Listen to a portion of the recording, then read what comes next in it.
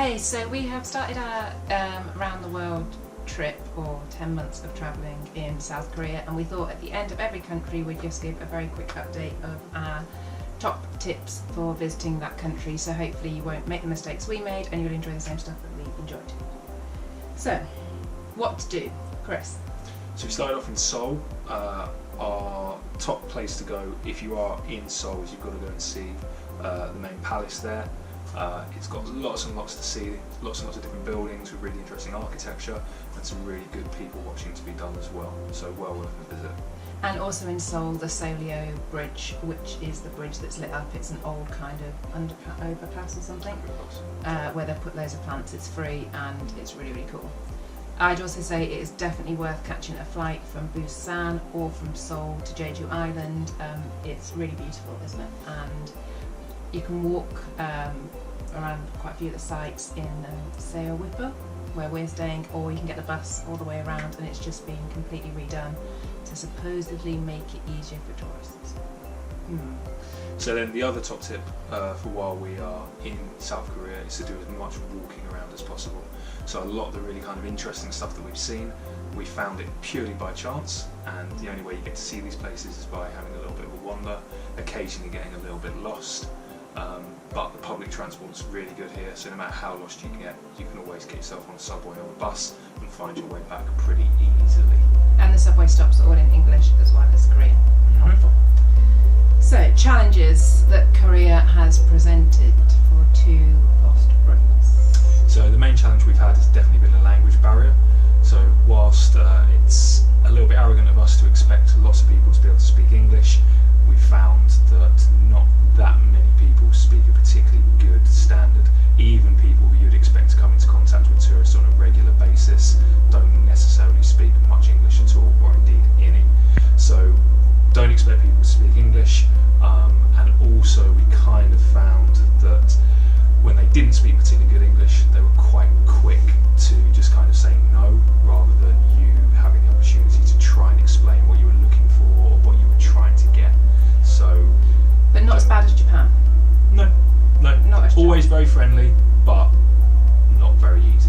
And then you'll find, like, on completely the opposite end of the scale, someone will just randomly come up and chew in the street, even when you're not lost, and ask if they can help you because I think they can speak English and they want to practice. Yeah. So Bit of a mix. I found the food the biggest challenge. I am so... Yeah, so for me, I found it's been very difficult to just go and get fruit that is cheap, and even like tomatoes, I paid 70p for one tomato, and that is not how I normally eat. And for me, you could just get crisps and eat crisps and bread, but that is not how I like to eat. So I found the food the big challenge. So top tips for whilst you are in South Korea, particularly in Seoul, is that you should be using the subway to really get around. It's really efficient, really quick, it's very, very clean. They have got announcements in both English and in Korean. They've got a little kind of LED lighting system, so it shows you the progress of the trains. It goes around the different stations. But if you are going to use the subway, you want to get a T-Money card, which is their kind of version of an Oyster card.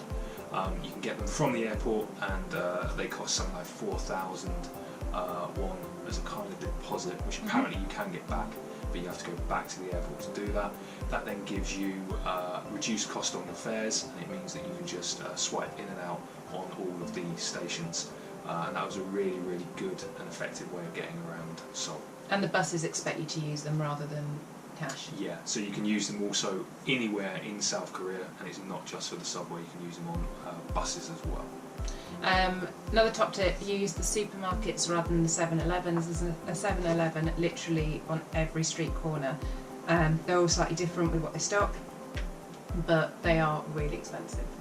And if you just look a little bit deeper, like go a few streets back from the main street, there's been a supermarket. We haven't even really Googled it, we've just come across them, and things are a little bit cheaper. Or if you want to, you can also go and find one of the local markets. which have got lots of fresh fruit and veg, some baked goods, and they often have got stalls selling fairly cheap kind of street food as well. So it's a place to go and get cheap food. The issue that we had then with the language, one of the ways we kind of got around it was using Google Translate as much as possible. With Google Translate, we've downloaded the Korean part of it so that we could use it when we didn't have Wi-Fi. So we kind of had a series of set phrases set already for us to use. Showing that to people made it a lot easier to try and get them to understand what we were asking for. So that's definitely worth using as much as possible. And just to caveat that, I think we have to use Google Translate so much because we've got such specific dietary requirements. Yeah. So you might actually be alright without it. But be persistent is our next thing. So many times I think you go into a place, especially with food, and you'd ask if they could make the particular dish without adding the beef on top, especially with the bimbap kind of stuff, and it would kind of start with no, we've got nothing vegetarian, and then it would turn into, like, if we kind of said, well, could you do it without the beef and just have this, then it suddenly was, oh, actually we could. So I think you just got to be a bit more persistent and maybe explain a bit more clearly what you want, and that seemed to work. Yep, absolutely. In terms of what you wear in South Korea, in Seoul, there is a whole load of different kind of fashion going on there. It definitely seems a kind of free-for-all, but people do tend to dress fairly conservatively. Even the kind of fashion area that we were kind of staying in, Hongdae, even though people were dressed in very kind of like hipstery kind of outfits and stuff, no one was really showing any flesh.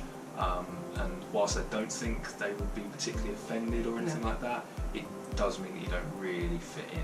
The only exception is they kind of wear short skirts and short shorts with heels, apparently to give you more height, but you never see bare shoulders, bare arms, like the strappy dresses, they've always got a t-shirt on underneath, and I think part of it's protection from the sun and protecting the skin, but women wear full faces of makeup.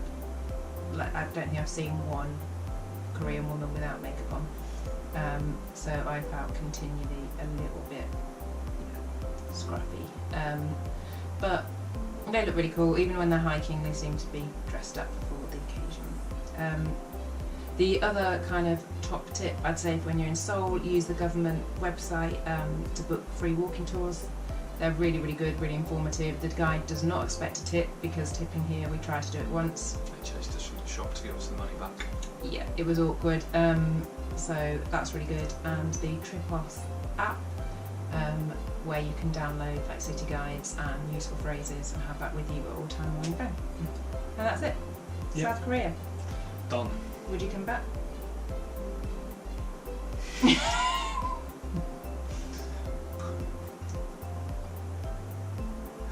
think I've done it. Done it. Done it. Completed.